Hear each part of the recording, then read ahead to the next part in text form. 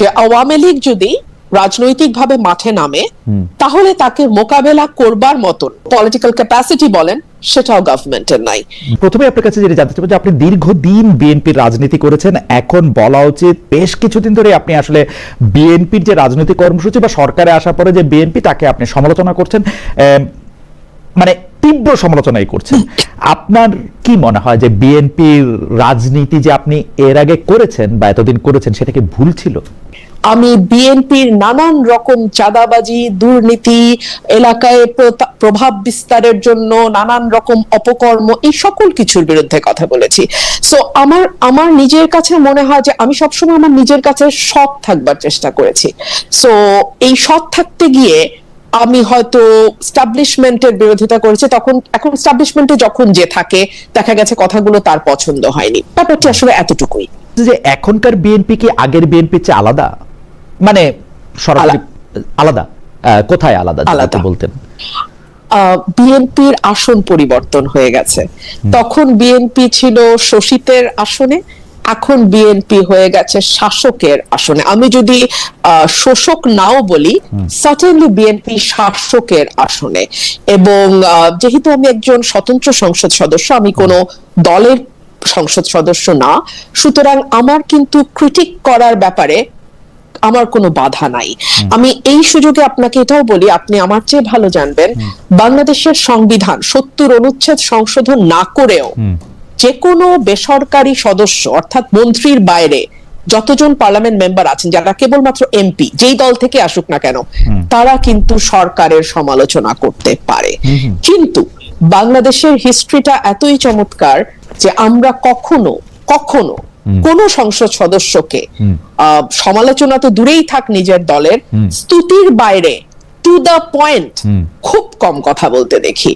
আমি আপনাকে একটু বলি যদি সুযোগ দেন, আমি অবাক হয়ে দেখলাম, বিশ্বাস করেন 300 জন সংসদ সদস্য একজনও বলল না এই প্যারাগ্রাফে বা মাননীয় মহামান্য রাষ্ট্রপতি এটা বলেছেন, তার প্রেক্ষিতে আমার বক্তব্য এইটা, বা এই প্যারাগ্রাফে এটা আমি কিন্তু বলেছি। এবং ভেরি কি বলবো, এটাকে ইন্টারেস্টিংই বলি, দুঃখজনক লাগে তারপরেও ইন্টারেস্টিংই বলি।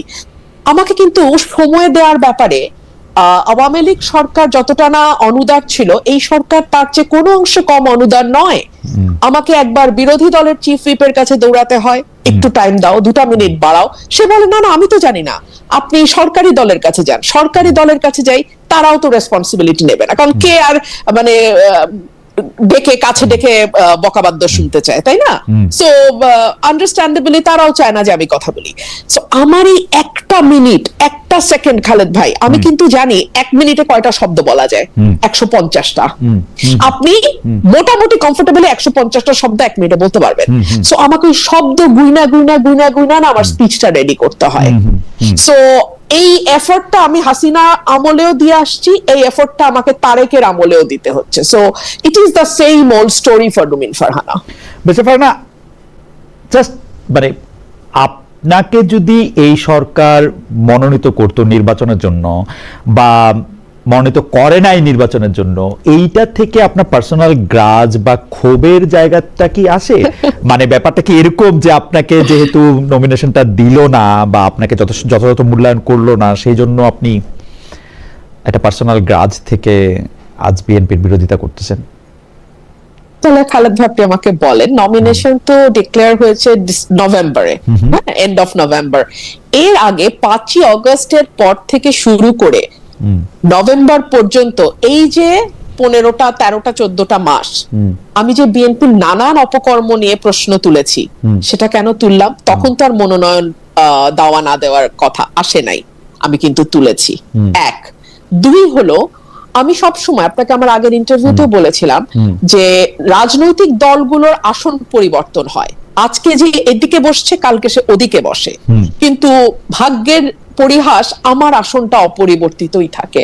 আমি সব সময় অপ্রেসড মানুষের পক্ষে কথা বলি, যে কারণে যখন বিএনপির নেতাকর্মীদের যেভাবে মামলা হামলা, মিথ্যা মামলা, গায়েবী মামলার মধ্যে দিয়ে যেতে হয়েছে, আজকে যখন আমি দেখি একই কায়দায় এফআইআর এর মধ্যে সেম অ্যালিগেশন, 25টা 30টা এফআইআর দেখি একই অ্যালিগেশন, শুধু নাম পরিবর্তন হচ্ছে, 500 জন আসামি, তার মধ্যে ধরেন শিরিন শারমিন চৌধুরী খুনের মামলা, মানে উইচ ইজ অ্যাবসার্ড। তো এই বিষয়গুলো যখন আমি দেখি তখন আমার কাছে মনে হয় এগুলো ভীষণ রকম অন্যায়, এবং একজন আইনজীবী হিসেবে, একজন আইন প্রণেতা হিসেবে, একজন নাগরিক হিসেবে, একটা স্বাধীন দেশের নাগরিক হিসেবে এটা প্রতিবাদ করার একটা মানে কি বলবো, এটা আমার প্রাথমিক দায়িত্বের মধ্যে পড়ে। এখন এটার বেনিফিট শিরিন শারমিন চৌধুরী পাচ্ছে না এটার বেনিফিট তারেক রহমান পাচ্ছে, এটার চেয়ে অনেক বেশি গুরুত্বপূর্ণ হচ্ছে অন্যায়টার বিরুদ্ধে আওয়াজ তোলা। মানে একটা আওয়াজের বাইরে তো আসলে আমার মতন সামান্য একজন সংসদ সদস্য কিছু করতে পারে না, এর চেয়ে বেশি কিছু করার আসলে আমার নাই, আমার ক্ষমতা নাই, কিন্তু আওয়াজটা তো আসলে তোলা দরকার। যুক্তরাষ্ট্রের সঙ্গে যে বাণিজ্য চুক্তিটি হয়েছে, অন্তর্বর্তীকালীন সরকার যে 3 দিন আগে বাণিজ্য চুক্তিটা করলো, যেটার মধ্যে থেকে আমি অন্তর্বর্তীকালীন সরকারের যিনি মুখপাত্র ছিলেন সেই শফিক সাহেবকে জানতে চাইলাম। শফিক সাহেব বললেন যে এটা যে কোনো সময় এটা বাতিলও করা যেতে পারে, কিন্তু সরকার এটিকে রাখলো শুধু না, যিনি এই চুক্তিটি করার কৃতিত্ব বেশি দাবি করতে পারেন তাকে আবার এই সরকারের মন্ত্রীও করা হলো। সবকিছুতে আপনি এইটা একটা সংসদের মাধ্যমে রিভিউ করার একটা দাবি তুলেছেন, এইটার এখন কি অবস্থা? মানে আমার কাছে মনে হয় যে হ্যাঁ এটা হইতে পারে, যেমন শফিক সাহেব বলতেছেন যে চুক্তিটা খুবই ভালো, ব্যারিস্টার ফুয়াদও বললেন যে হ্যাঁ ইন্ডিয়ার ইয়া থেকে বাইরে হয়ে আমেরিকার ইয়া খুবই ভালো।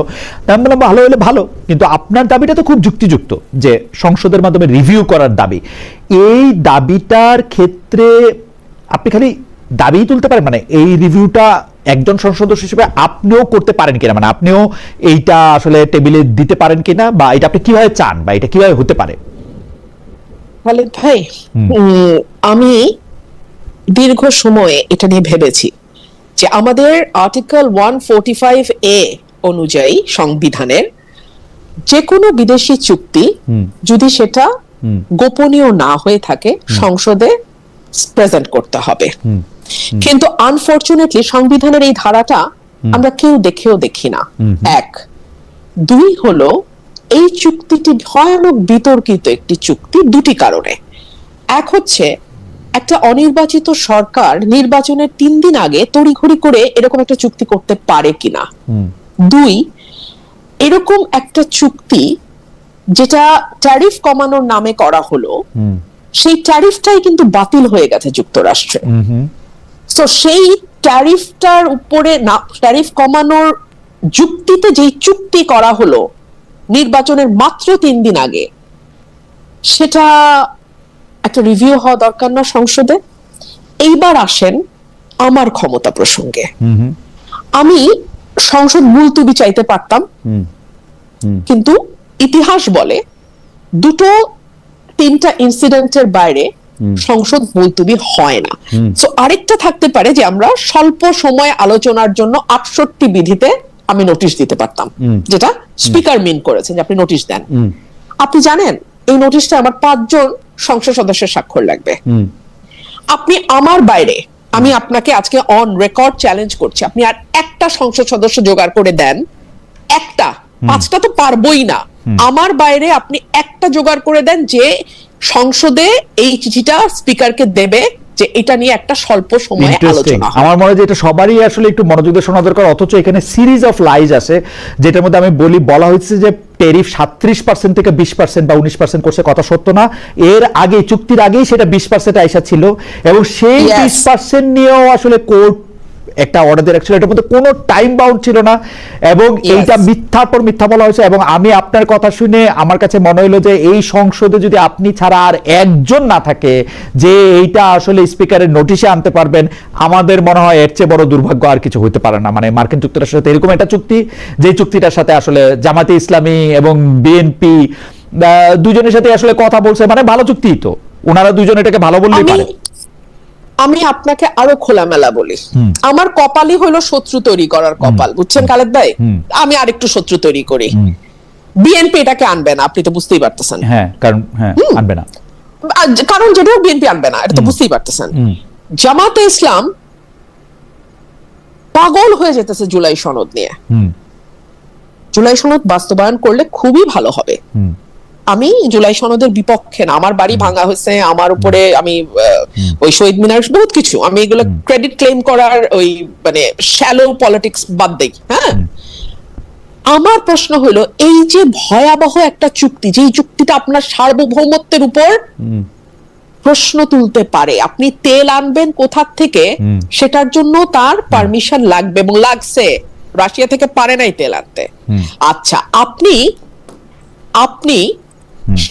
মানে যুদ্ধ সরঞ্জাম, অস্ত্র, এগুলোর যুদ্ধ সরঞ্জাম কোথা থেকে কিনবেন, কম দামে কোথায় পাচ্ছেন, বা আপনি একটা কম্পিটিটিভ ভ্যালুতে যাবেন, এই সুযোগ আপনার নাই এই চুক্তি অনুযায়ী। আরো বহু সমস্যা আছে।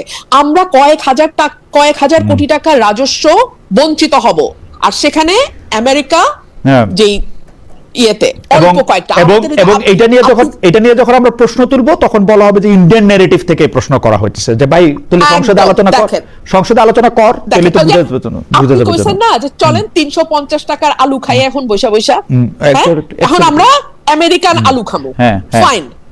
আচ্ছা, এখন আপনি আমারে বলেন, জামাত কিন্তু আগে হাত ধুয়ে ফেলছে, আমরাই চুক্তিতে হ্যাঁ বলি নাই, তো বলো নাই তো, তাইলে যে 1.5 মাস সংসদ চললো, একবারও তুললো না, তোমরা এইটা তুললা না কেন? সেনাপ্রধান সবসময়, আমাদের যিনি সেনাপ্রধান এখন আছেন, অন্তর্বর্তীকালীন সরকারের সময় ছিলেন, শেখ হাসিনার সময়ও তিনি ছিলেন, সেই সেনাপ্রধান সবসময় বলে এসেছিলেন যে নির্বাচিত সরকার এলে, মানে 5 আগস্টে ঘটনার পরে নির্বাচিত সরকার এলে সেনাবাহিনী ব্যারাকে ফিরে যাবে। এখনো যায়নি যে সেনাবাহিনী, এর কারণ কি বলে মনে হয়? অনেকে এই যুক্তি দিচ্ছে যে আর্মি ব্যারাকে ফিরলে নিষিদ্ধ আওয়ামী লীগ কঠোরভাবে মাঠে নামতে পারে, এই জায়গা থেকে সিদ্ধান্ত নেওয়া হচ্ছে না। আমরা আপনার মন্তব্য শুনতে চাই যে সেনাবাহিনী এখনো ব্যারাকে ফিরে যায় নাই। এটা নির্বাচিত সরকারের ব্যর্থতা। নির্বাচিত সরকার আর্মিকে ব্যারাকে ফেরত পাঠাতে ব্যর্থ হয়েছে, 1। 2 হচ্ছে নির্বাচিত সরকার স্বীকার করে নিচ্ছে যে বাংলাদেশের আইন শৃঙ্খলা পরিস্থিতি ঠিক রাখা, মানে অ্যাটলিস্ট লিভেবল রাখা। বাংলাদেশের আইন শৃঙ্খলা পরিস্থিতি 5ই আগস্টের পর ঠিক বলাটা খুবই মানে ভুল হবে। হ্যাঁ, লিভেবল বাংলাদেশ রাখা, সেই ক্যাপাসিটি, সেই কম্পিটেন্স গভর্নমেন্টের নাই। 3 হচ্ছে এই সরকার একই সঙ্গে এই বার্তাও দিচ্ছে বিরাট সাফল্য। সো সেখানে একটা নতুন গভর্নমেন্ট, বাংলাদেশে কোনো যুদ্ধ হয় নাই, নাম্বার 1। নাম্বার 2, বাংলাদেশ কোনো ওয়ার্স অবস্থায় এখন নাই, আগেও হয় নাই, এখনো নাই। এরকম অবস্থায় সেনাবাহিনী যারা, মানে আমার সবসময় আমাদের সেনাবাহিনী প্রধানকে মনে হয়েছে যে উনি যা বলছেন উনি সেটা মিন করছেন। উনি বলেছেন আমি টায়ার্ড, আমি ক্লান্ত হয়ে গেছি এই সিভিল দায়িত্ব পালন করতে করতে, that is not my job. He is absolutely right, that is not his job. কিন্তু তাকে এটা করতে হচ্ছে, তিনি সেখানে আছেন, এবং তাকে এটা করতে হচ্ছে নিশ্চয়ই। এই গভর্নমেন্ট তাকে সেই, মানে নিজেরাও সেই ভরসা পাচ্ছে না যে তারা আর্মিকে ছাড়া তারা ল অ্যান্ড অর্ডার কে ঠিক রাখতে পারবে। এবং আমাদের হোম মিনিস্টার ভেরি ইন্টারেস্টিংলি, ওনার সকল বিষয় বুৎপত্তি আছে, আলহামদুলিল্লাহ, মাশাআল্লাহ। মানে উনি সংবিধান নিয়ে যখন কথা বলেন তখন আমার মনে হয় যে মানে আমাদের মানে সংবিধানের বড় বড় যারা মানে মানে কি বলবো বিশেষজ্ঞ ছিলেন এবং আছেন এখনো, তারাও খুবই থতমত খেয়ে যাবেন। হ্যাঁ, উনি এত ভালো সংবিধান বোঝেন, জানেন। মানে উনি যদি একটু মাটিতে নেমে এসে, মানে সংবিধানের বইয়ের থেকে মাটিতে নেমে এসে আইন শৃঙ্খলাটার দিকে একটু তাকাইতেন, যদি মবের দিকে একটু নজর দিতেন, যদি ওনার দলের নেতা কর্মীদের চাঁদাবাজি এবং এলাকায় এলাকায় যে দখলদারিত্ব সেটার দিকে নজর দিতেন, কিংবা ধরুন এই যে হরে দরে কশ্যপ গোত্রের মতন মামলা হচ্ছে হরে দরে, হ্যাঁ, সেগুলোর দিকে একটু মানে নজরদারিটা বাড়াইতেন, তাহলে হয়তো মানে আর্মি ব্যারাকে ফিরে যেতে পারতো, তাহলে হয়তো বাংলাদেশের মানুষ আরেকটু পিসফুলি ঘুমাইতে পারতো, তাহলে হয়তো যারা কোনো দল করে না তারা আরেকটু বেশি নিরাপদ বোধ করতো। আমার কাছে এটাই মনে হয়। মব নিয়ে যখন কথা বললেন তখন আমার মনে আছে যে আপনার সঙ্গে ঢাকায় যখন আমার কথা হয়েছিল, সাক্ষাৎকার আপনি বলেছিলেন যে অন্তর্বর্তী আমি আপনাকে কোট করছি, অন্তর্বর্তী সরকারের কোনো অংশের ইন্ধনই একটি শক্তি মাঠে ছিল যারা মবের মাধ্যমে অরাজক পরিস্থিতি তৈরি করত। গত 17 মাসে কয়টি মব ভাঙা হয়েছে, কয়টি মাজার ভাঙা হয়েছে, এই একসময় এগুলির হিসাব রাখা কঠিন হয়ে পড়েছিল। কিন্তু আমরা কিন্তু এই অন্তর্বর্তী সরকার চলে যাওয়ার পরও একই রকম ঘটনা দেখছি, একই রকম ঘটনা পাচ্ছে। আপনি ডক্টর ইউনূসের আমলে মবের পেছনে অন্তর্বর্তী সরকারের কোন অংশের ইন্ধনের কথা বলছিলেন, এখনকার ঘটনা এই সরকারের কোন অংশের ইন্ধন কি দেখেন?